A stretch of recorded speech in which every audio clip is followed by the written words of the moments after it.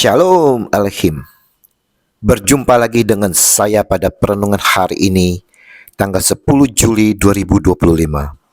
Kembali saudara-saudara yang terkasih di pagi yang cerah ini, saya mau mengajak saudara-saudara bersama-sama membaca syukur di dalam doa kepada Tuhan Allah kita. Dan juga jangan lupa, berilah senyuman dan sapaan kepada sesama kita. Kita awali perenungan pagi hari ini dengan tanda kemenangan kita. Bapa, Putra, dan Roh Kudus. Amin. Berikanlah juga dengan cuma-cuma. Bacaan liturgi hari ini diambil dari kitab Kejadian 44 ayat 18 sampai dengan 21, dilanjutkan ayat 23b sampai dengan 29, dan dilanjutkan dengan bab 45 ayat 1 sampai dengan 5. Dan Injil Matius 10 ayat 7 sampai dengan 15. Saudara-saudaraku yang terkasih di dalam kasih Kristus, Injil hari ini saudara, Yesus menyampaikan kepada kita akan beberapa hal, yaitu yang pertama, pergilah. Yang kedua, jangan membawa bekal. Ketiga, beri salam. Dan keempat, peringatan akan hari penghakiman. Yang pertama, saudara-saudara, dikatakan pergilah. Kita semua yang mengikuti Yesus dan telah dimeterai melalui baptisan dalam nama Bapa dan Putra dan Roh Kudus telah mendapat amanat agung, saudara. Dikatakan, pergilah dan beritakanlah kerajaan sorga sudah dekat. Matius 10 ayat 7. Karena itu, pergilah, jadikanlah semua bangsa muridku, dan baptislah mereka dalam nama Bapa dan Anak dan Roh Kudus. Matius 28 ayat 19. Pergilah ke seluruh dunia, beritakanlah Injil kepada segala makhluk. Markus 16 ayat 15. Untuk apa kita diperintahkan pergi, saudara? Jelas di dalam Injil tadi, ayat-ayat yang telah dibacakan, kita diperintahkan untuk memberitakan kerajaan sorga sudah dekat. Matius 10 ayat 7. Jadikanlah semua bangsa muridku dan baptislah mereka dalam nama Bapa dan Anak dan Roh Kudus. Matius 28 ayat 19. Dalam memberitakan kerajaan sorga, kita harus melayani mereka yang sakit, yang kesepian, yang menghadapi kesulitan. Biarlah dengan kehadiran kita yang kita tampilkan Yesus Kristus, agar mereka dapat mengalami kesembuhan dari sakit. Bangkitkanlah orang mati, berarti kita mau membangkitkan dari kematian roh mereka. Tahirkanlah orang kusta, usirlah setan-setan. Semuanya itu kita lakukan, saudara, karena kata Yesus, kamu telah memperolehnya dengan cuma-cuma, karena itu berikanlah pula dengan cuma-cuma. Matius 10 ayat 8. Di sini Yesus mengingatkan kepada kita semua, saya dan saudara, kalau kita telah menerima karunia-karunia dari Tuhan, semuanya kita terima dengan cuma-cuma, maka saudaraku yang terkasih, kita pun hendaknya mau memberikan apa yang telah kita terima secara cuma-cuma kepada orang lain, tanpa mengharapkan imbalan materi. Dan pesan ini relevan dalam konteks pelayanan dan kasih kepada sesama.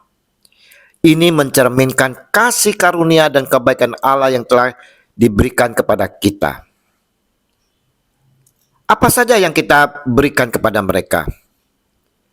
Yaitu karunia yang telah kita terima dari Tuhan Yesus, seperti kuasa untuk menyembuhkan dan memberitakan Injil, seharusnya dibagikan kepada orang lain tanpa pamrih. Kita bawa mereka yang mengalami sakit dan kesulitan, hidup yang penuh kegelapan, dengan otoritas yang telah kita terima. Kita minta di dalam nama Yesus untuk kesembuhan, pemulihan mereka.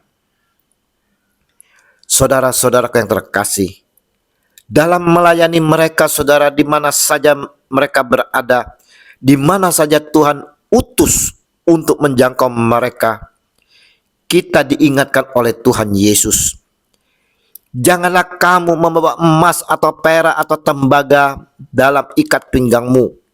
Janganlah kamu membawa bekal dalam perjalanan.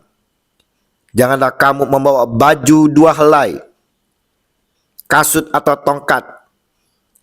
Sebab seorang pekerja patut mendapat upahnya. Matius 10 ayat 9 sampai dengan 10. Saudaraku, di sini Yesus Sang Baginda kita mau menekankan pentingnya bersandar pada pemeliharaan dan penyediaan Tuhan dalam pelayanan kita.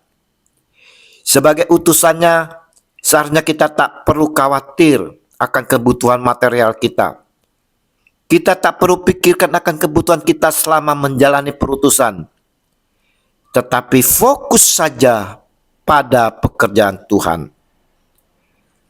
Larangan membawa barang-barang yang berlebihan di sini juga, saudara, menunjukkan bahwa kita dipanggil untuk hidup sederhana dan rendah hati, serta mengandalkan Tuhan dalam segala hal. Yesus pun mengingatkan hendaknya memberi salam. Apabila kamu masuk rumah orang, berilah salam kepada mereka. Matius 10 ayat 12. Di sini saudara, Yesus menekankan pentingnya membawa damai dan berkat ketika memasuki rumah orang lain. Dan bagaimana sikap rumah tersebut akan menentukan apakah damai itu akan tinggal atau kembali. Ingat, salam bukan hanya sapaan biasa, tetapi juga doa dan harapan baik bagi pemilik rumah. Ucapan damai sejahtera bagi rumah ini adalah pernyataan berkat yang tulus. Nah, jika salam kita diterima, rumah itu layak, berkat itu menetap. Namun saudara-saudara, jika tidak, berkat itu kembali kepada yang memberikannya. Bagaimana jika dalam kita melayani, kita tidak diterima? Diingatkan oleh Yesus. Dan apabila seseorang tidak menerima kamu dan tidak mendengar perkataanmu, keluarlah dan tinggalkanlah rumah dan kota itu, dan kebaskanlah debunya dari kakimu. Matius 10 ayat 14. Ragi hari ini, saudara-saudaraku yang terkasih di dalam kasih Kristus, mau memberi pemahaman kepada kita dan sebagai pelajaran penting bagi kita untuk melayani. Yaitu yang pertama, saudara, pemberitaan Injil memiliki konsekuensi. Tidak semua orang akan menerima berita Injil yang kita sampaikan, dan penolakan saudara adalah bagian dari pengalaman para pengikut Kristus. Dan ini kita harus siap menerimanya. Yang kedua, saudara-saudaraku, murid-murid memiliki tanggung jawab, bukan paksaan. Kita sebagai para murid yang diutus harus memberitakan Injil dengan setia. Tidak bisa memaksa orang lain untuk menerima. Yang ketiga, pengibasan debu adalah simbol. Ini bukan tindakan kebencian atau pembalasan, saudara, tetapi penegasan bahwa mereka telah menyampaikan pesan dan menyerahkan hasilnya kepada Allah. Yang keempat, penolakan adalah pilihan. Orang yang menolak Injil bertanggung jawab atas pilihan mereka sendiri, dan Allah akan menghakimi mereka pada waktunya. Yang kelima, tetaplah mengasihi, bahkan dalam penolakan. Meskipun kita ditolak, saudara-saudara, kita semua sebagai para murid tetap harus mengasihi dan berdoa bagi mereka yang menolak. Karena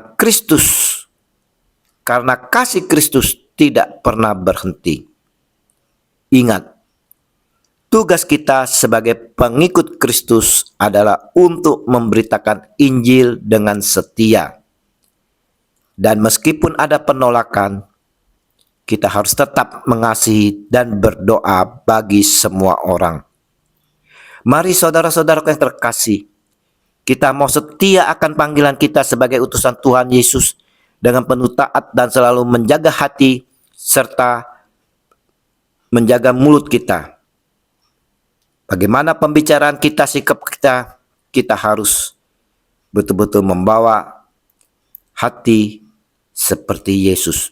Biarlah kita mau menjalani perintah Tuhan Yesus dengan penuh kerendahan hati dan penuh kasih.